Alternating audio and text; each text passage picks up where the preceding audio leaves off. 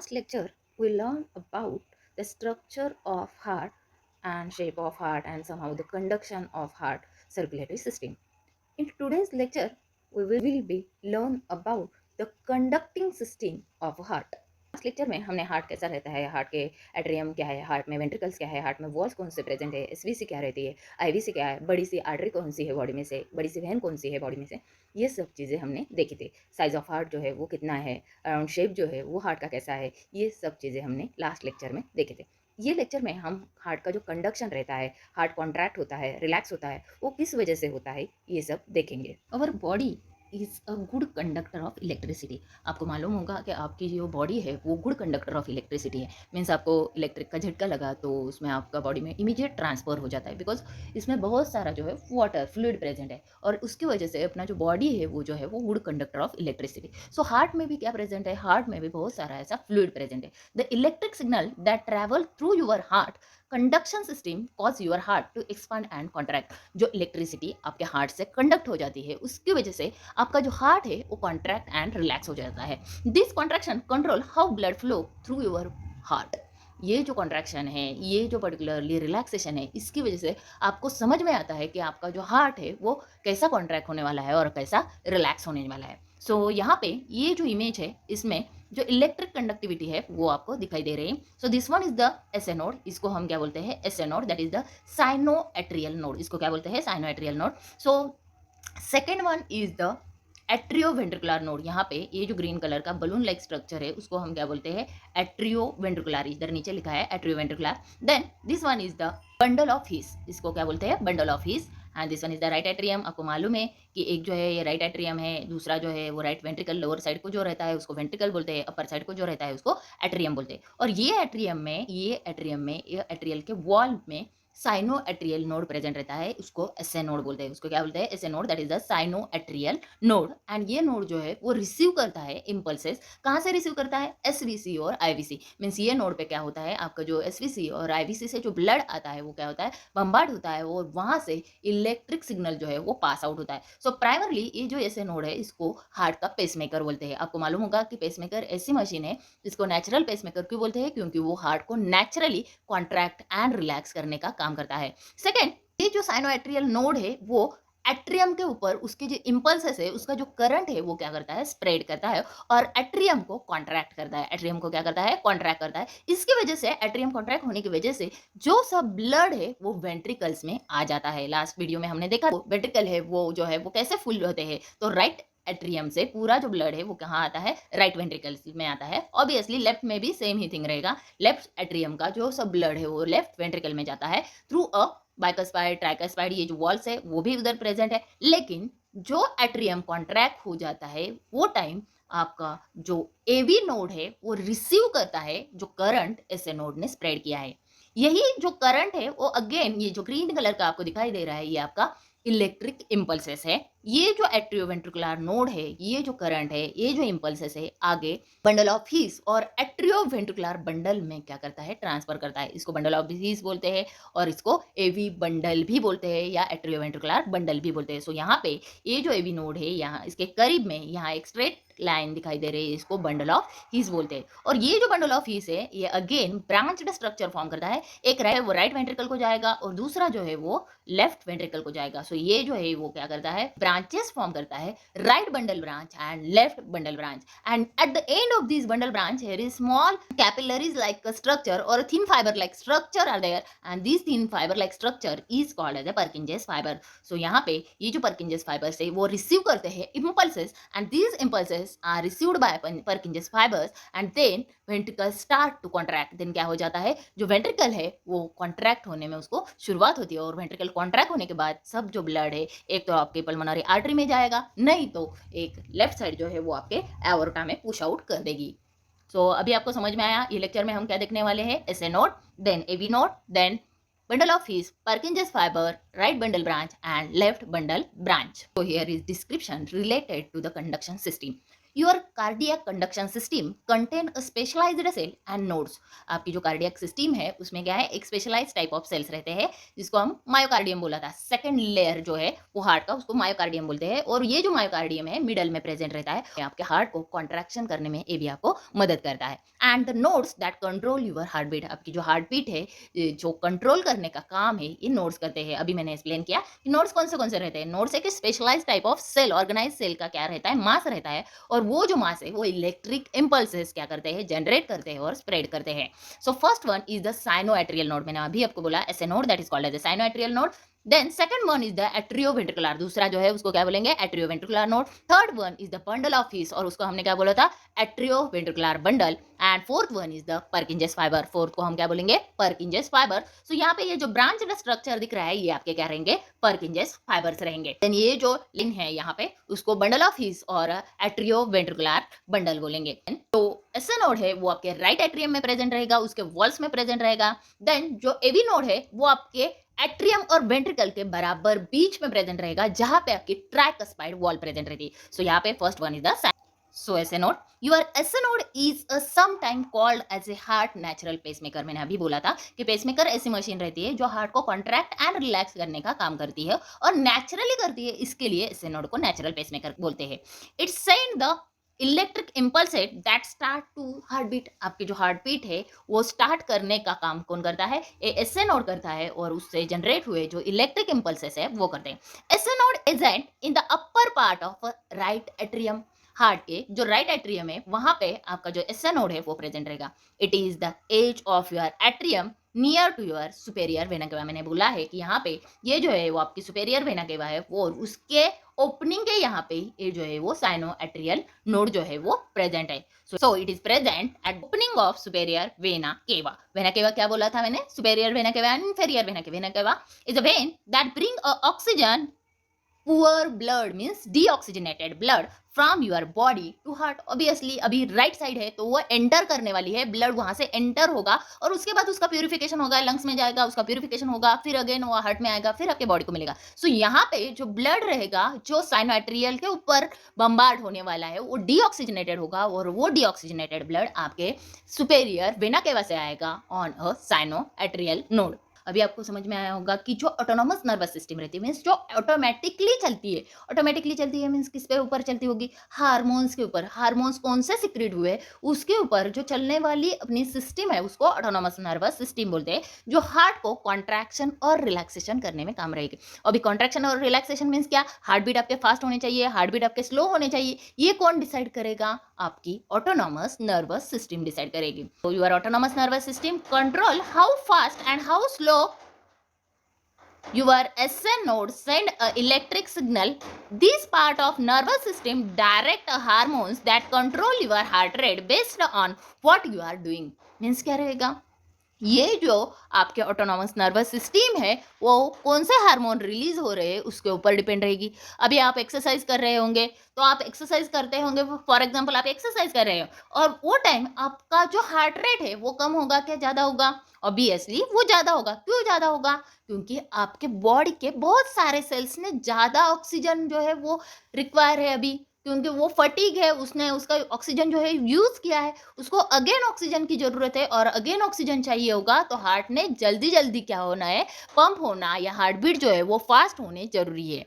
लेकिन कभी कभी आप सो जाते हैं तब आपका हार्ट बहुत जोर जोर से धड़कता है क्या, नहीं, वो टाइम आपका जो हार्ट है वो बहुत स्लो डाउन रहता है, क्योंकि आपके सेल्स अभी कुछ काम नहीं कर रहे। आपका पैर कुछ काम करता है क्या आप सोते हैं तो, नहीं। आपका दिमाग कुछ काम करता है क्या, नहीं। लेकिन जब आप एक्सरसाइज करते हो तब आपका पैर भी काम करता है, आपकी बॉडी जो है वो काम करती है, आपके मसल्स काम करते हैं, तब आपको जो रिक्वायरमेंट ऑफ ऑक्सीजन है वो ज़्यादा है, तब आपका जो हार्ट बीट है वो ऑब्वियसली ज़्यादा रहेगा। सो जो ऑटोनोमस नर्वस सिस्टम है वो दो टाइप में डिवाइड होती है, एक को हम बोलते हैं सिंपैथिक नर्वस सिस्टम और दूसरे को हम बोलते हैं parasympathetic nervous system. So sympathetic nervous system क्या रहेगी, the fight and flight response means क्या, make your SA node work faster. जब आपका एसए नोड फास्ट वर्क कर रहा है मीन्स हार्ट बीट जो है वो इंक्रीज हो गए हैं, तब आपकी सिंपैथिक सिस्टम वर्क करती है।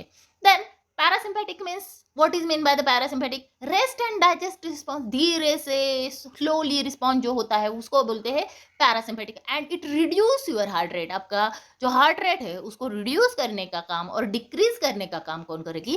पैरासिम्पेटिक नर्वस सिस्टम। मीन्स आपका जो एसए नोड है वो कितने इंपल्सेस जनरेट करने वाला है, ज्यादा इंपल्सेस उसने जनरेट करने चाहिए या कम करने चाहिए, इस ये जो ऑटोनॉमस नर्वस सिस्टम वर्क करती है, आपके ब्रेन की ही नर्वस सिस्टम रहती है, ऑटोमेटिक चलती है, हार्मोन्स के ऊपर चलती है। और ये जो नर्वस सिस्टम है, नर्वस सिस्टम के बारे में हम बाद में एक डिटेल वीडियो करेंगे, लेकिन अभी इतना समझ के लो कि जो आपका ऐसे नोड है उस पे वर्क करता है आपका sympathetic and parasympathetic nervous system, that is the autonomous nervous system. So second node is a atrioventricular node.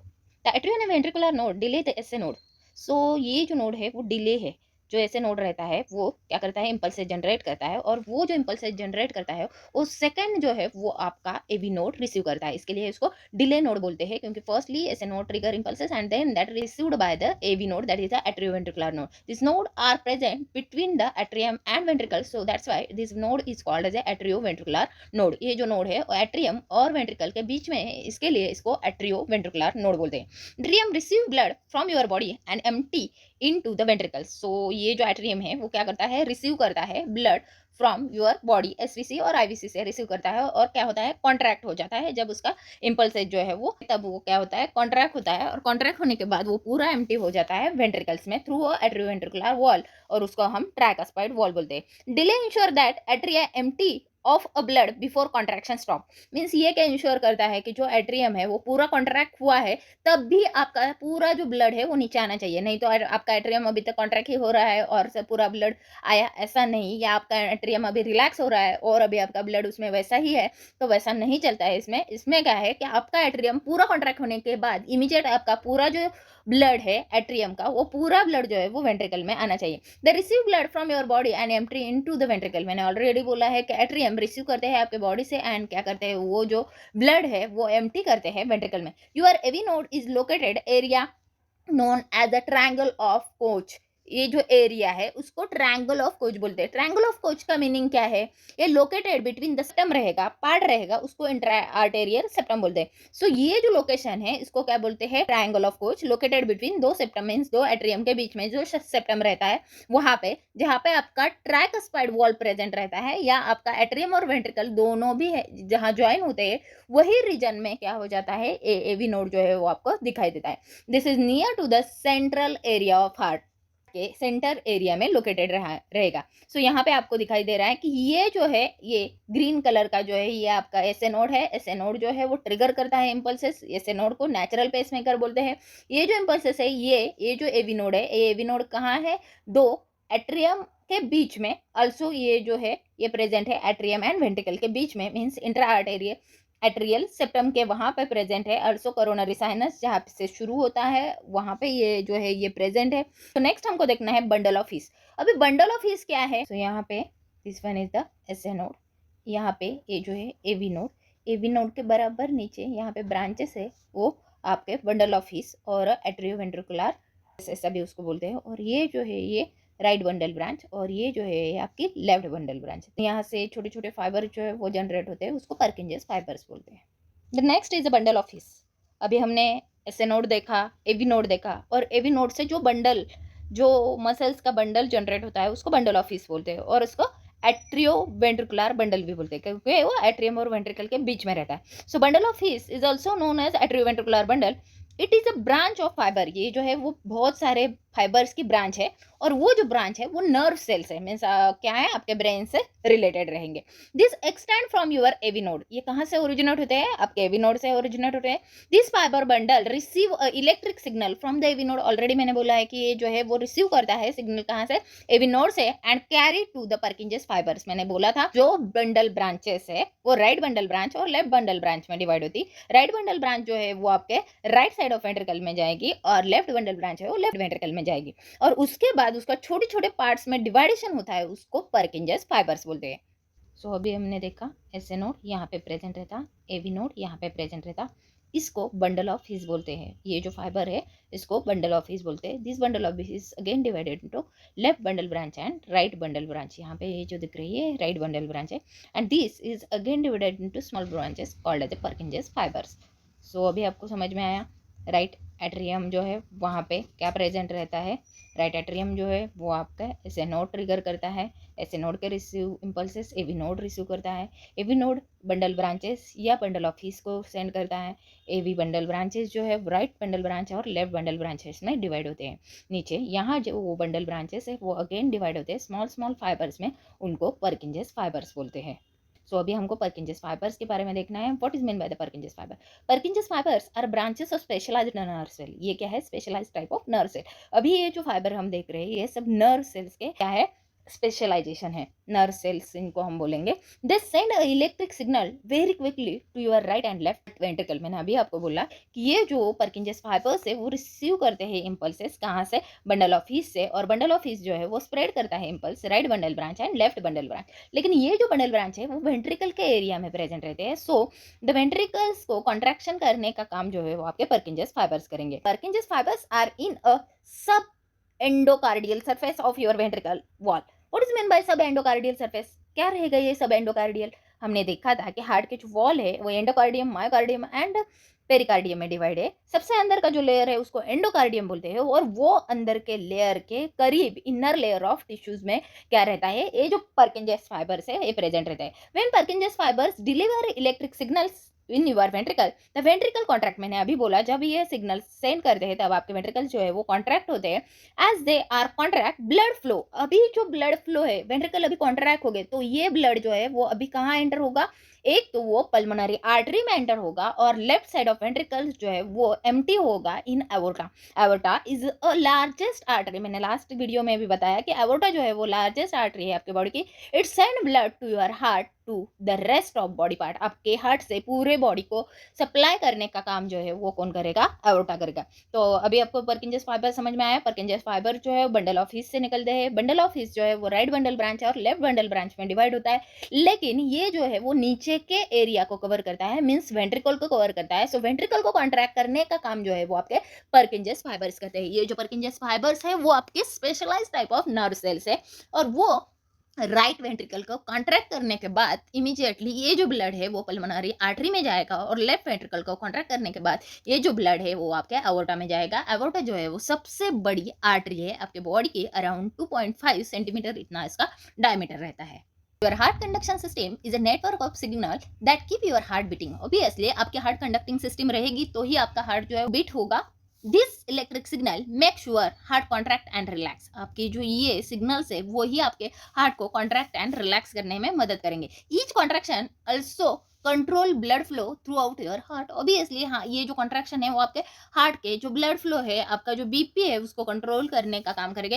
You can keep your heart conduction your entire heart healthy by taking a healthy diet. Obviously आपने healthy diet और आपका lifestyle थोड़ा बहुत change किया और stress manage किया तो आप आपके हार्ट बीट को कंट्रोल कर सकते हैं और उसको मैनेज भी कर सकते हैं। जो कंडक्टिंग सिस्टम है वो आपके हार्मोन्स के ऊपर डिपेंड रहती है। ये जो हार्मोन्स है आप कैसा सोचते हैं, कैसा नहीं सोचते, अच्छा सोचते हैं, बुरा सोचते हैं, इसके ऊपर आपकी बॉडी डिसाइड करती है कि कौन सा हार्मोन अभी रिलीज करना है, और जैसे हार्मोन्स रिलीज हो जाएंगे वैसे ही आपका कंडक्शन फास्ट हो जाएगा या स्लो होने का है, ये सब चीजें उसमें आ जाती है। तो अभी आपको कंडक्टिंग सिस्टम ऑफ हार्ट समझ में आया।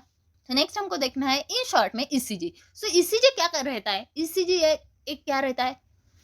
इलेक्ट्रोकार्डियोग्राम रहता है। इलेक्ट्रोकार्डियोग्राम आपका जो हार्ट है वो कॉन्ट्रैक्ट एंड रिलैक्स हो जाता है। आपका जो हार्ट है वो क्या करता है?